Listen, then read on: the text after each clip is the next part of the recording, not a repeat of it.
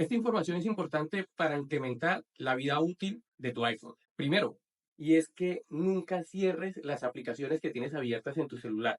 ¿Qué pasa si las cierras? El iPhone gasta más recursos abriendo la aplicación desde cero que si la mantienes en segundo plano. Gracias a la excelente gestión de la energía que realiza iOS, puede mantenerlas de fondo mientras utilizas el móvil o lo bloqueas sin que suponga un impacto en la batería. Es decir, si la aplicación está funcionando correctamente, no es necesario que la estés cerrando para volverla a abrir.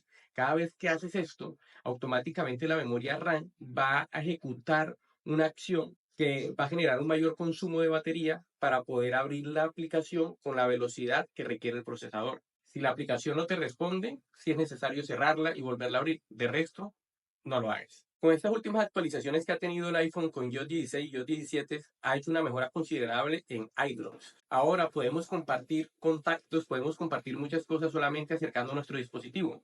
Pero el mantener esta opción siempre activa va a generar un mayor consumo de batería en segundo plano.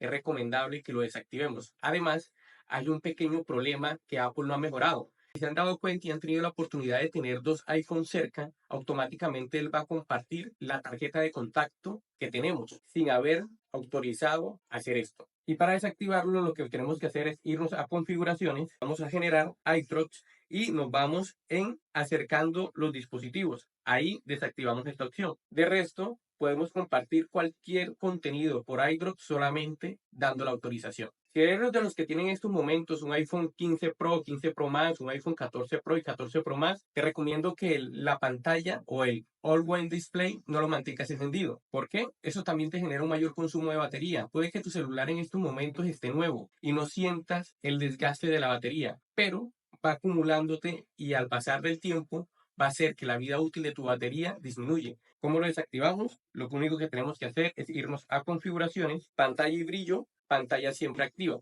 Lo que hacemos es desactivar. Si eres uno de los amantes a los videojuegos, te aconsejo que no te compres un iPhone para videojuegos. No te va a ser muy útil ni rentable. Para eso hay otras cosas diseñadas especialmente para esto. ¿Qué pasa con esto? Jugar videojuegos consume batería. Esto se debe a que los juegos pueden ser algunos de los programas más intensos que su teléfono puede usar. Cuando juegas, el procesador de tu teléfono necesita cargar gráficos, texturas, personajes, fondos y muchas otras cosas al mismo tiempo. También necesita procesar fotogramas y acciones que realizas con los personajes que controlas en el mundo del juego. Y esto aplica para cualquier teléfono inteligente. Jugar de manera excesiva en algún teléfono inteligente de cualquier marca va a generar un deterioro mucho más rápido de la batería y mucho más rápido como tal del procesador.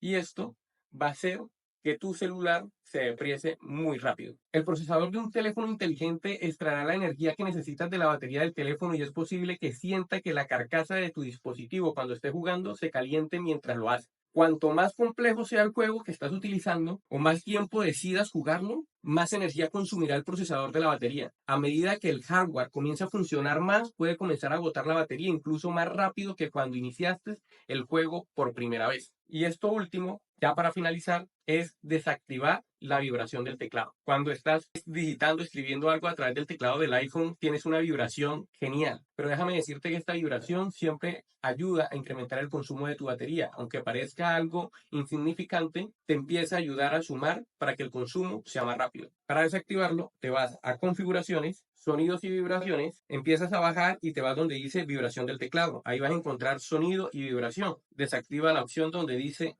vibración. Y si desea, puedes desactivar el sonido, aunque esto no influye mucho. Entre más cuidemos la batería, más vida útil vamos a tener para nuestro celular. Espero que esta información te haya sido muy útil y nos vemos en una próxima ocasión.